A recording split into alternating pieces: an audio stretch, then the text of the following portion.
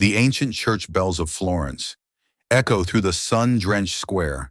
Inside, hundreds of guests rise as the bride appears in the doorway. But the groom is nowhere to be found. A suffocating whisper spreads like wildfire through the room. Sophia Romano, the beautiful bride, stands frozen in the middle of the aisle. Her phone vibrates with a single, devastating message. It reads, "I'm sorry, I can't do this." The entire wedding falls into a heavy, humiliating silence. Suddenly, in the back row, Luca Romano, the groom's older brother and a quiet single dad, stands up, and what he does next leaves everyone breathless. Sophia Romano had dreamed of this moment for 2 years. Every detail was perfect. The hand-stitched lace of her ivory gown, the scent of white irises filling the Santa Maria del Fiore, and the soft light of the Italian sun filtering through ancient stained glass. She was 31, a successful fashion designer who had finally found her happy ever after with Marco Romano. Her family had flown in from across the globe. Her friends were crying with joy. This was supposed to be the day that defined the rest of her life. But as she stood at the entrance of the cathedral, the air felt suddenly cold. The stone walls of the church, which usually breathed a sense of history and peace, felt like they were closing in. Sophia gripped her bouquet of white irises, her knuckles white against the stems. She had spent months coordinating the colors, the music, the seating charts. She had envisioned Marco standing at the end of that aisle, his eyes filled with the same devotion he had promised her every night. But Marco was not at the altar. At first, the guests assumed it was a minor delay, a misplaced ring, a sudden case of nerves. Her father, a man of few words and immense pride, leaned in and whispered, "Just a minute more, Sophia. He's likely just taking a breath." But as the minutes ticked by, the silence became heavy, then toxic. Sophia's heart hammered against her ribs like a trapped bird.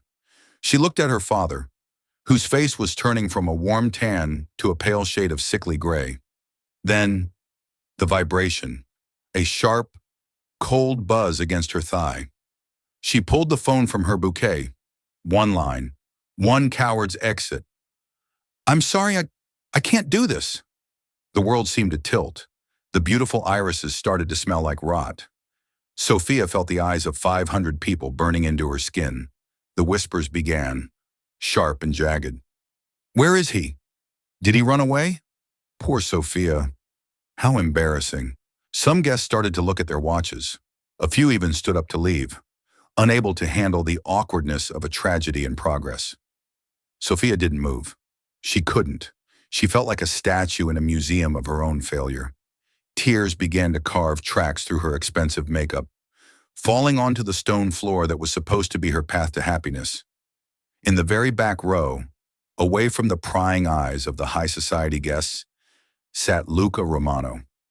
Luca was the shadow of the family.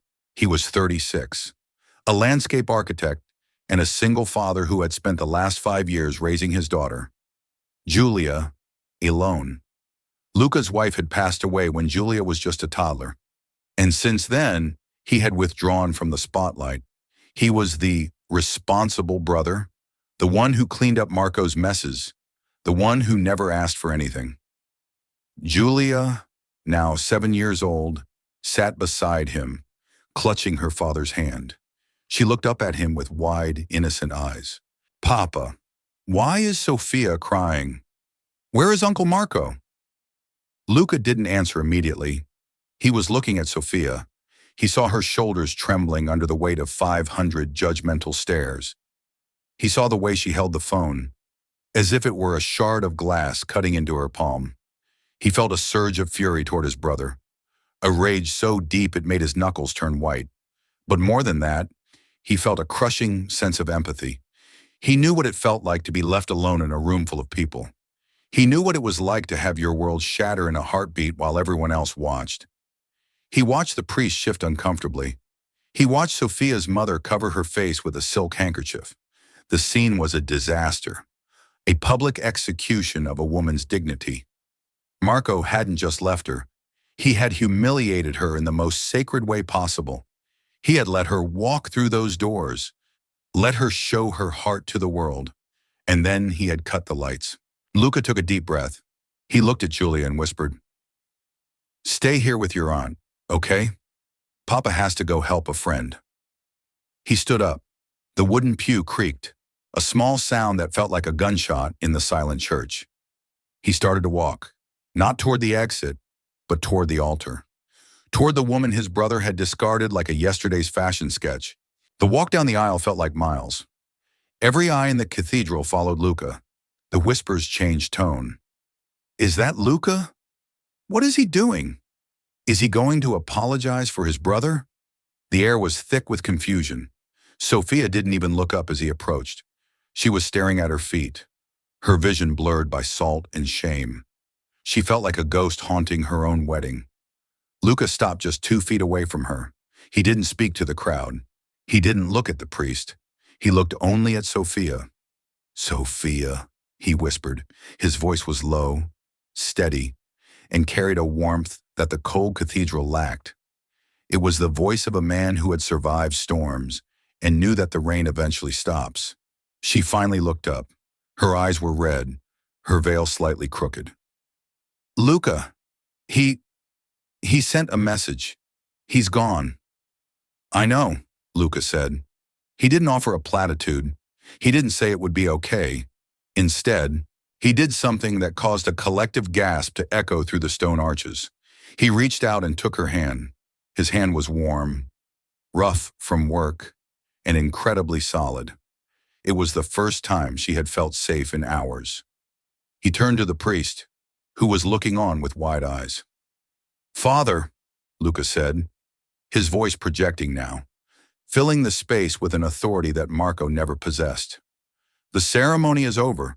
My brother is a coward, but this woman is a Romano in spirit, and she deserves to walk out of this house of God with her head held high. She is not a victim. She is a queen who was given a kingdom too small for her heart." He looked at the guests, his gaze sharp and uncompromising. The people who were whispers a moment ago suddenly went silent. Luca wasn't asking for permission. He was demanding respect. He saw his own mother, Marco's mother, staring at him in shock. He didn't blink. He was drawing a line in the sand. He turned back to Sophia. "You shouldn't walk out of here alone, Sophia. Marco may have left, but your dignity is still here. Let me walk you out. Let me be the shield for your exit." Sophia looked at his hand, then at his face. For the first time in years, she truly saw Luca. Not just as Marco's quiet brother, not just as the man who stayed at home, but as a man of immense strength. A man who was risking his own reputation, standing in the middle of a social nightmare, just to keep her from falling. "Luca, people will talk. They will say we staged this. They will say it's a scandal," she whispered. "Let them talk," he replied with a faint, sad smile. "They've been talking since we were children. Today, let them talk about how you walked out of here like a queen. Let them talk about the woman who was too good for the man she came to meet."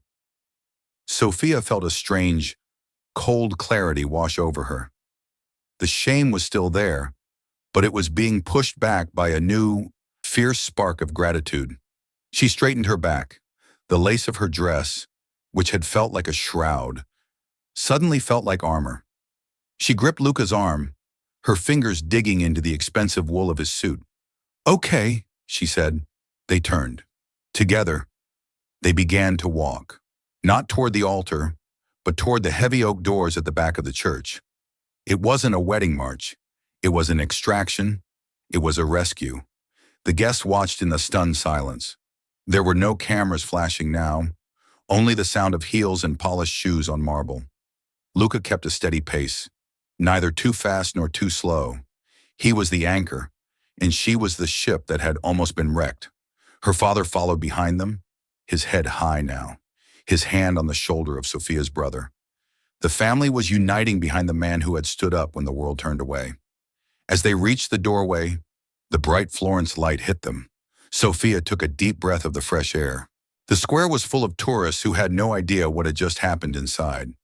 Outside, The wedding cars were waiting. The drivers looked confused, seeing the bride walking with the wrong man. Luca didn't stop until they reached the lead limousine.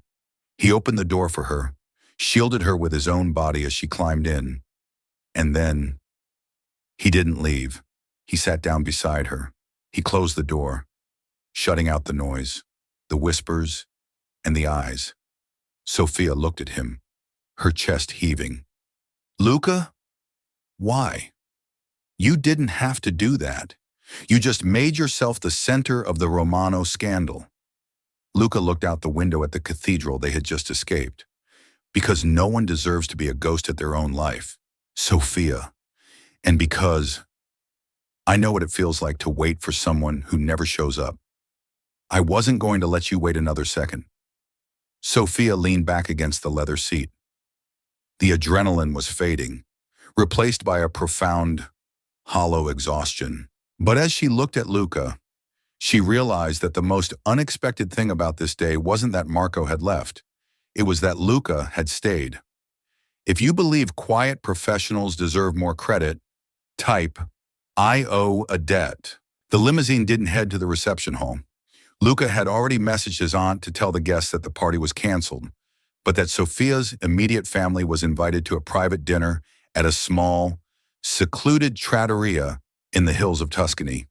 He knew Sophia couldn't face a ballroom full of 500 people, but he also knew she couldn't go back to an empty apartment and a pile of wedding gifts. The dinner was quiet. Sophia had changed out of her gown into a simple silk dress that Luca's aunt had rushed to fetch from her luggage. Her parents were in shock. Her brother was pacing the terrace, ready to go hunt Marco down in Milan with a shotgun. But Luca kept the peace. He sat at the end of the table, pouring wine, making sure Julia was fed, and speaking in low, calm tones that acted like a sedative for the room. As the night wore on, Sophia found herself sitting alone with Luca on the terrace, looking down at the twinkling lights of Florence. The air smelled of rosemary and old stone. He's in Milan, Luca said suddenly, looking at his phone. One of my cousins saw him at a hotel. He's fine, physically at least. He's just hiding. Sophia let out a short, bitter laugh. I spent 2 years planning a life with a man who couldn't even tell me no to my face. I gave him my career, my time, my heart. I feel like a fool. Luca, how did I not see it? Was I that blinded by the dress? Luca leaned against the stone railing. The first twist came as he finally spoke the truth he had been hiding for years. You didn't see it because Marco is an artist of deception. Sophia, he spent his whole life running away from anything that requires a backbone. He was the golden boy, the one who was allowed to play while I worked. I saw it, but I was afraid to speak. I thought maybe, just maybe, your love would make him grow up. I wanted it to work for you, because you were the only good thing that ever happened to this family. He paused, his eyes dark with regret. I tried to talk to him last night. I went to his room. I told him that marriage isn't a gala, it's a grind. I told him that if he had any doubt, he needed to tell you then. I looked him in the eye and asked if he was ready. He lied to me, just like he lied to you. Sophia looked at Luca, her heart aching. You tried to warn him? You tried to protect me? I tried to protect the family, and I tried to protect you, Luca admitted. But Marco is Marco. He takes the easy path, even if he has to walk over the people he claims to love to get there. Then came the second twist, the one that Sophia never expected. Sophia, do you remember the fundraiser 3 years ago? The one where you lost your portfolio in the rain after the taxi left? Sophia blinked. Yes, I was devastated. It had all my sketches for the winter collection. Someone returned it to my office the next morning. I thought it was the driver who realized he had it. Luca looked at the moon. It wasn't the driver. I found it on the street after you left. Marco was too busy talking to a group of models to notice you had even dropped it. I saw you running after the cab, and I saw the folder fall. I spent 4 hours that night tracking down your office address. I didn't want you to know it was me because you were already so impressed with him. I didn't want to complicate things. I wanted you to be happy with the man you chose, even if I knew he didn't deserve you." Sophia felt a shiver that had nothing to do with the night air. She realized that for 3 years, she had been in love with a man who was a hollow shell, while the man who had actually been watching over her, the man who had protected her dreams and her dignity, was standing right in front of her. Luca had been the silent guardian of her career, her spirit, and now, her broken heart. "Why didn't you say anything today? When you stood up?" she asked. "Because today wasn't about me," Luca said, turning to face her. "It was about the fact that you are a woman of immense worth, and I couldn't stand to see you treated like a footnote in Marco's ego. I stood up because I couldn't live with myself if I sat still. I don't care about being the hero. I just wanted you to see that someone in that room was willing to walk the same direction as you." Sophia reached out and touched his arm. It was the same solid, warm feeling she had felt in the church. She realized that Luca Romano was everything his brother was not. He was honest, he was brave, and he was a man who understood that love wasn't a performance. It was a commitment to stay when the lights go out. "I feel like I'm seeing you for the first time, Luca," she whispered. "I've been here all along." "Sophia?" he replied softly. "I just didn't want to get in your way. I thought I was protecting you by staying silent. I was wrong. Silence doesn't protect anyone from a coward." The silence between them was different now. It wasn't the heavy, suffocating silence of the cathedral. It was a quiet, hopeful silence. A silence that held the possibility of a brand new story. If you believe kindness can change someone's worst day, type, "I will live kindly." The weeks following the disaster of Florence were a blur of lawyers, canceled contracts, and social media gossip. Marco remained in hiding, sending only a brief legal notice that he wouldn't be returning to the city. Sophia had to endure the pitying glances of her colleagues and the constant questions from the press. But she wasn't alone. Luca became her unofficial protector. He handled the cancellation of the honeymoon bookings, losing his own deposits to save hers. He stood by her when she had to return the wedding gifts, a process that felt like returning pieces of a shattered life. He never made it about him. He was just there. And most importantly, he brought Julia over to Sophia's studio every Saturday. Julia was a ray of sunshine in the gray fog of Sophia's life. The little girl would sit on the floor, drawing her own fashion designs while Sophia worked. Julia didn't ask about the wedding. She didn't ask where Uncle Marco was. She just wanted to know if Sophia could help her draw a dress that looked like a cloud. Luca would sit on the sofa, reading a book on architecture, occasionally looking up to offer a quiet word of encouragement. He never pushed for more than friendship. He was rebuilding a foundation, stone by stone. "You're smiling more today," Luca said one afternoon, watching Sophia sketch a new line of winter coats. The sketches were different now, stronger, sharper, less about the fairy tale and more about the woman. "I think it's because of Julia," Sophia replied, laughing as the little girl showed her a drawing of a dress made entirely of pizza slices. "She doesn't care about the gossip. She doesn't care about what the Vogue editors think. She just cares if I have enough red markers." "She cares about you, Sophia," Luca said, his voice dropping. "We both do. You've brought a light into her life that has been missing for a long time." Sophia put down her charcoal pencil. She looked at Luca, really looked at him. The beard was a bit thicker, his eyes a bit more tired from the stress of the last few weeks, but he radiated a sense of peace that she had never found with Marco. Marco was a storm, but Luca was the ground beneath her feet. "Luca, people are starting to talk again," she said softly. "They see you here every week. They see us in the park with Julia. They're saying things. They're saying you're the reason Marco left. They're saying it was all a plan." Luca didn't flinch. He didn't even look up from his book at first. "They've been saying things about me since my wife died. They say I'm a hermit. They say I'm boring. If they want to add supportive friend to the list, I can live with that. Their opinions aren't the ones I live by." "You're more than that, Luca," Sophia said in stepping toward him. You helped me find my dignity when I thought it was gone forever. You stood up in that church and showed everyone that I was worth standing up for. You saved me from a life of being a ghost. I don't care about the gossip. I care about the truth. Luca stood up. He was a head taller than her, his presence filling the room with a calm energy. The truth is, Sophia, that you are the most resilient woman I have ever known. Marco didn't break you. He just showed everyone how strong you actually are. He provided the dark so your light could shine. Sophia felt a lump in her throat. For years, she had chased the perfect romance, the perfect wedding, the perfect man. But in the wreckage of her perfect day, she had found something much better. She had found a partner who didn't need a spotlight to be a hero.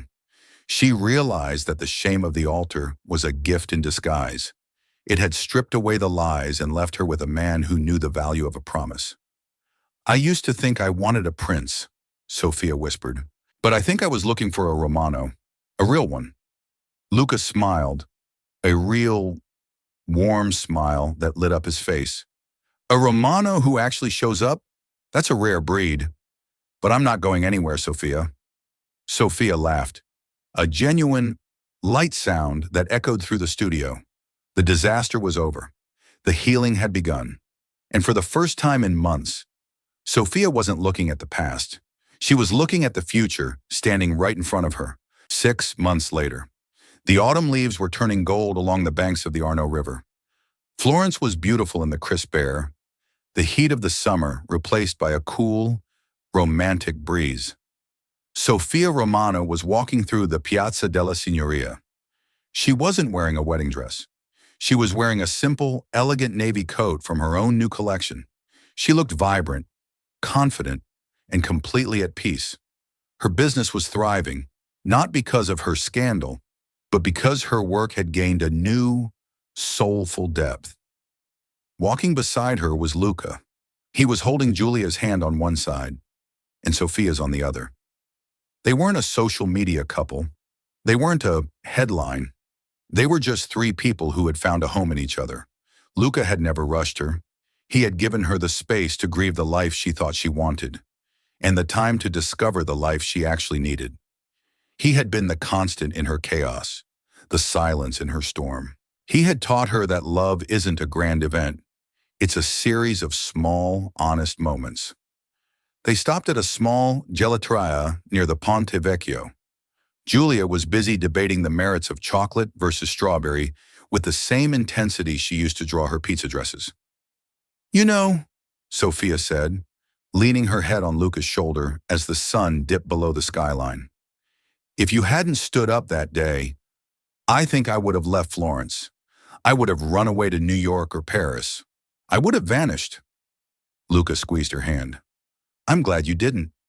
Florence would be a lot less beautiful without you, and I would have had to travel a lot further to find you. I realized something today, Sophia continued. Marco didn't leave me at the altar. He left me to find you. The embarrassment I felt that day, the heat of those whispers, it was just the price of admission to a real life. I was paying for the truth. Luca looked at her, his eyes filled with a deep, immovable love. Sometimes the best things in life start with a disaster. Sophia, you just have to be brave enough to stay for the cleanup. You stayed, and look what we built. They started walking again, 3 silhouettes against the setting sun. The church bells began to ring again in the distance, a soft, rhythmic sound that didn't feel heavy anymore. It didn't sound like a funeral for a dream. It felt like a song of renewal. The voiceover concludes as the camera pans up to the golden sky. She was left alone at the altar in front of 500 people. She thought her life was over as the whispers began to fill the room. But someone chose to stand beside her when the world wanted to look away, and she discovered that love doesn't need a grand ceremony to be real. It just needs a person who is brave enough to hold your hand when the music stops. Sometimes, healing begins where embarrassment once lived, and the best match is the one you never saw coming, until they stood up. True love isn't about the wedding. It's about the man who walks you out of the ruins. If this story touched your heart, leave a comment and subscribe. These are the stories that shouldn't be forgotten.